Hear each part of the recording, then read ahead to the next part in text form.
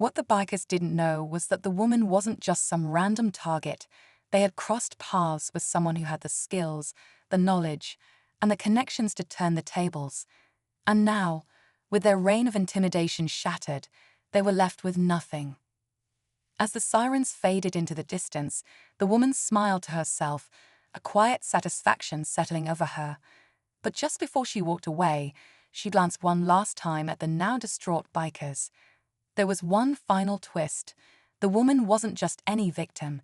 She was a cop undercover, sent to take them down all along. As the last of the bikers were led away in handcuffs, the woman walked calmly to her car, her mission complete. The night was quiet now, the danger gone, but the tension from moments ago still lingered in the air. She took a deep breath, knowing she had just brought down a crew that had been terrorizing this town for far too long. Her role as an undercover cop had been a careful balance, staying hidden, staying calm, and waiting for the perfect moment to strike, and she had done it perfectly. As she started her car and drove off, the weight of the night's events settled in. She'd faced intimidation and fear, but in the end, it wasn't the bikers who controlled the situation, it was her. The woman had turned the tables, and the message was clear.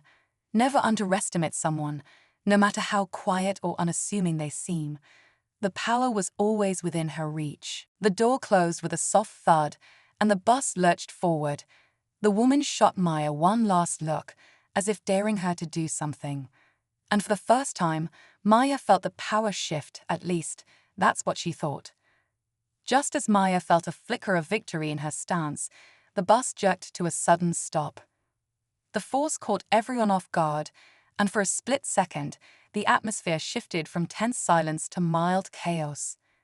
People lurched forward, some catching themselves against the seats, others stumbling.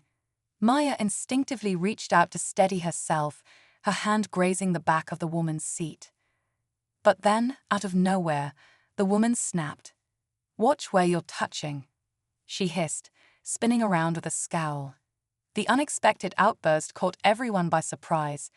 Maya's heart skipped a beat, her breath caught in her chest. It was as though the woman had been waiting for an excuse to escalate things. Her face twisted with anger, as if she'd been pushed too far by something Maya had no control over. Maya opened her mouth to respond, but before she could, a voice from the back of the bus rang out sharply. "Hey, maybe you should stop being rude." A man, mid-30s with a calm but firm tone, stood up and addressed the woman directly. The woman turned sharply toward him, her lips curled in annoyance. "Mind your business," she snapped, clearly irked by the confrontation. But the man stood firm, his eyes locked on hers. The tension in the bus was escalating again, but this time the spotlight wasn't just on Maya. It was on the woman who had, unknowingly, stirred a small rebellion. Maya watched, stunned, as the whole dynamic shifted. She had been waiting for a sign, something to tip the scales, to show her that it wasn't just her battle. She didn't know why this man had stepped in, but she could feel the collective unease spreading through the bus. People were watching now, waiting for the next move. The stakes had just been raised, and Maya had no idea how it was going to play out. But one thing was certain, the woman's world was about to get a lot smaller.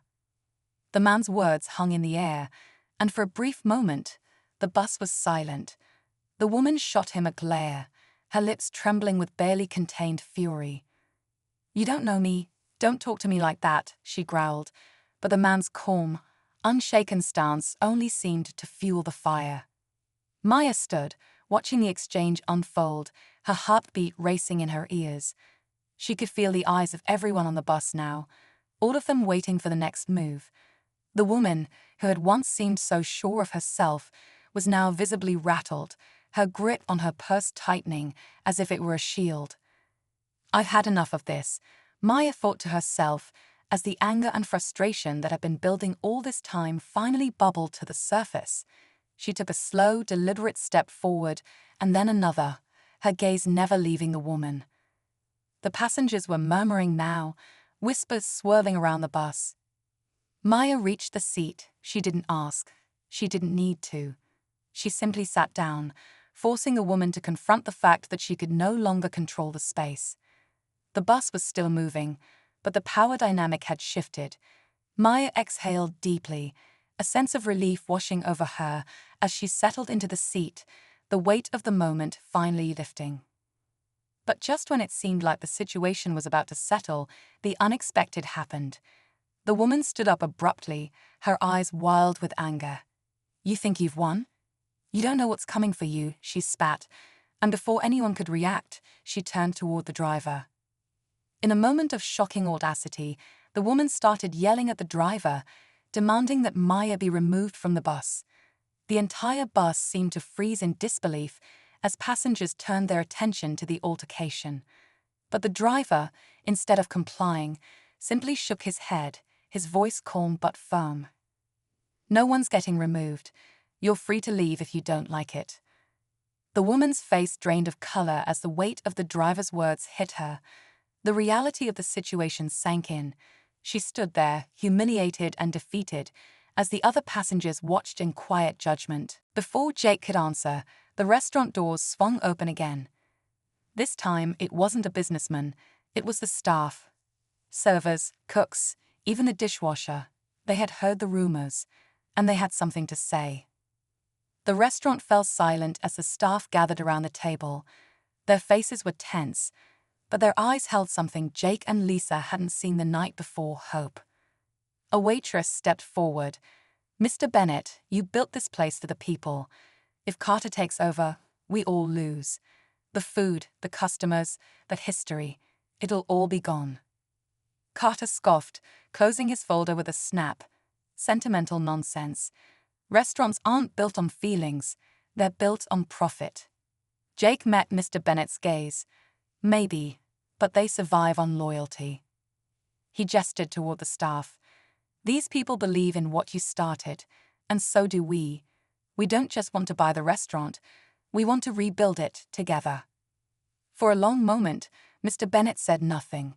Then he reached for Carter's folder and, without even opening it, tore it in half.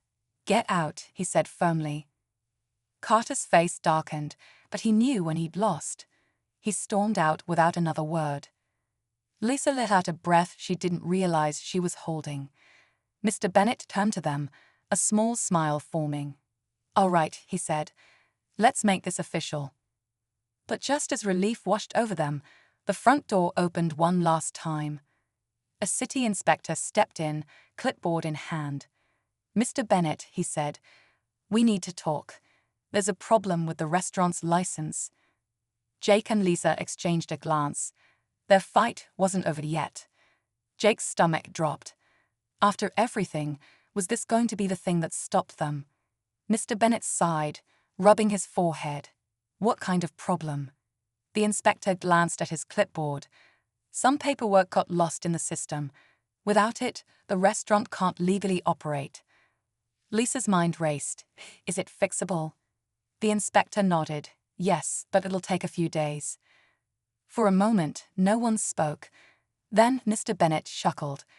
"Guess it's a good thing I just sold the place to two people who don't give up easily." Jake and Lisa smiled.